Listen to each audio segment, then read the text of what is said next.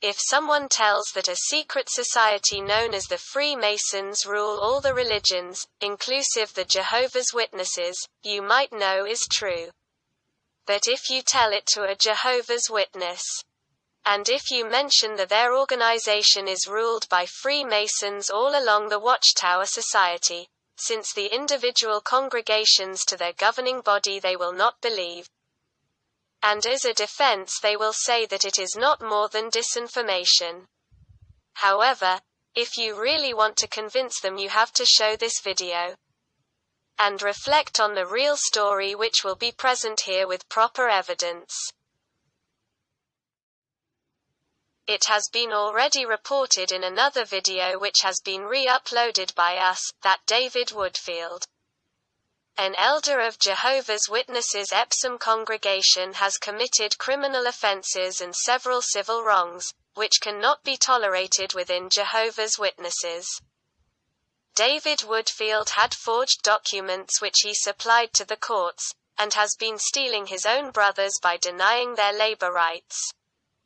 However, because he is a Freemason, nothing can ever happen to him. One of the victims of David Woodfield's misconduct is a former cleaner, who has been trying to call the attention to this very serious problem, however without success.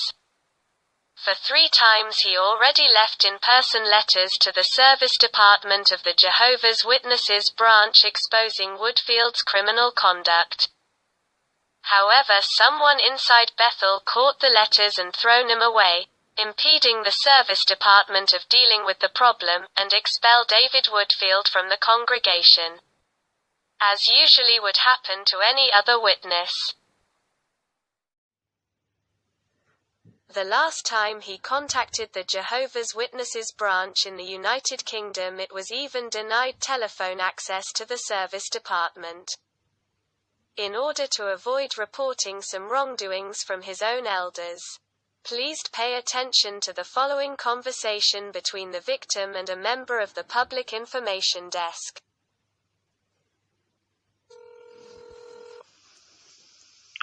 Hello, you're through again to the Public Information Desk. Oh, but that's the wrong department. I want to speak with the service department. I'm afraid we can't put you through to legal or the service department.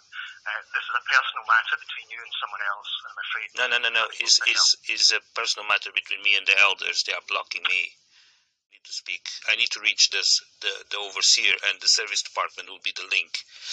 I'm afraid there's nothing further we can do to help. Right. You are in the Public Information Desk, isn't it? We will not be putting you through to the legal department or the service department. So you deny me access to the service department? I'm not denying anything. I'm simply saying you have a personal issue which is not for us to become involved in. Right, okay. That's good to know. Okay, that's fine. Thank you very much. Thank you. Bye. It is very obvious that the Freemasons already infiltrated their own agents there inside. The Public Information Desk is a department which deals with the press and any other public inquiries done about Jehovah's Witnesses, and if some of the inquiries are about David Woodfield or any other Mason who has been identified, they would manage the case in a way to prevent any damage caused to them. Basically, the Public Information Desk is playing a role which will result in cover-up both the presence and the wrongdoings of the Freemasons inside the Jehovah's Witnesses organization. Some members of the branch committee are also Freemasons. And those are the ones who give instructions for the branch not getting involved in a matter between a victim and any elders who are Freemasons. The cover-up starts from the top. But as we had mentioned minutes ago, the great problem resides inside the congregations. The main victim of Woodfield's wickedness attends to the congregation in Morden, southwest London. And recently he had approached to its coordinator of the body of elders, with a request to move to Epsom congregation. However, it was denied with the false excuse that was the body of elders of Epsom who were not willing to accept his publisher's card. Please pay attention to the voicemail message left by Tim Eagles, the coordinator of the body of elders from Morden, to the victim.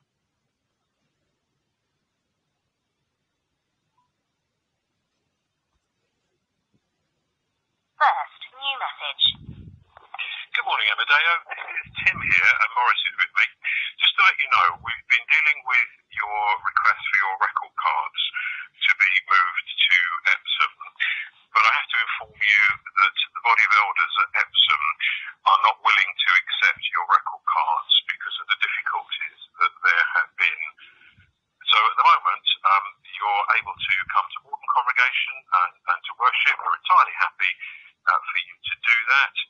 And we look forward to seeing you tomorrow at the meeting if you're able. Thanks a lot. Bye-bye, brother.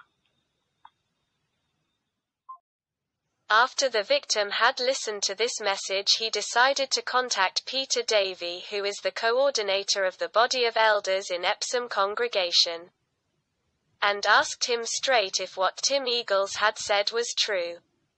Please pay attention to the following dialogue. Well, that's the thing. He told me that the decision was made by the body of elders of Epsom. Right. So is that true? What if he said so? Peter, that's not an answer. Because if he said so, no, I'd like to hear from you, because you're the coordinator of the body of elders. I'm just another elder. There's one elder in a body of elders, and if he has told you that, then that's suffice, isn't it? That's it. That is the decision. So you have to accept that. Right. So the decision was made. That's what I want to know. The decision was made by the body of elders from Morden or the body of elders from Epsom. If what Tim has told you today, I can't enlarge on. Because that is related to me. I should know. Well then, really, you're going to have to possibly go, and look at another source of information. It is obvious that Peter Davey was taken by surprise and was not prepared to answer to the victim's quest, therefore he preferred to push the question to someone else, instead of answering himself.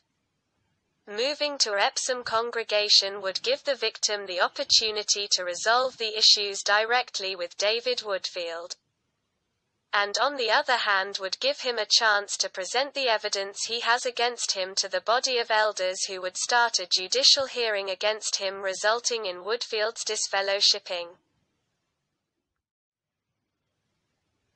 Once the victim could not move to Epsom, this matter remains unresolved, and a criminal such as David Woodfield still use the Word of God to teach from the platform, and making decisions in the congregation which he should not be entitled anymore. But that is not all. Once the victim was not allowed to move to Epsom congregation, he decided to wait for the visit of the circuit overseer to explain the scope of the problem, and get a change on that decision, in order to resolve the never-ending number of issues he has with David Woodfield. Because the pandemic, all the Jehovah's Witnesses meetings have been happening by Zoom. It would be very unlikely that the victim had a chance to speak with the overseer.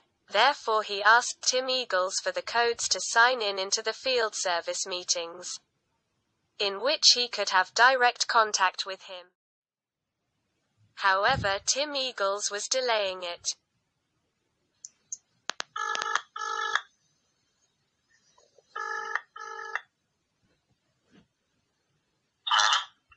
Hello, good morning, Brother Eagles. It's Brother Amadeo here.